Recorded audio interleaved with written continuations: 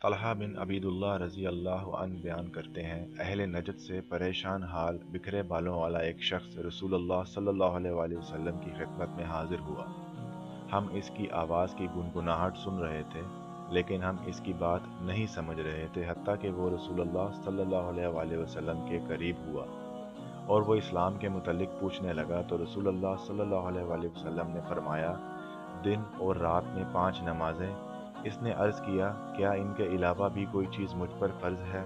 آپ صلی اللہ علیہ وآلہ وسلم نے فرمایا، نہیں مگر یہ کہ تم نفل پڑھو۔ رسول اللہ صلی اللہ علیہ وآلہ وسلم نے فرمایا، اور ماہ رمضان کے روزے؟ اس نے پوچھا، کیا اس کے علاوہ بھی مجھ پر کوئی چیز لازم ہے؟ آپ صلی اللہ علیہ وآلہ وسلم نے فرمایا، نہیں، الا یہ کہ تم نفلی روزہ رکھو۔ راوی بیان کرتے ہیں، رسول اللہ صلی اللہ علیہ وآلہ وسلم نے اسے زکوٰۃ کے متعلق بتایا تو اس نے کہا، کیا اس کے علاوہ کوئی چیز مجھ پر فرض ہے؟ تو آپ صلی اللہ علیہ وآلہ وسلم نے فرمایا، نہیں، الا یہ کہ تم نفلی صدقہ کرو۔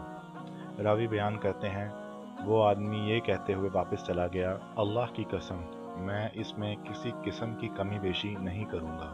تو رسول اللہ صلی اللہ علیہ وآلہ وسلم نے فرمایا، اگر اس نے سچ کہا ہے تو وہ کامیاب ہو گیا۔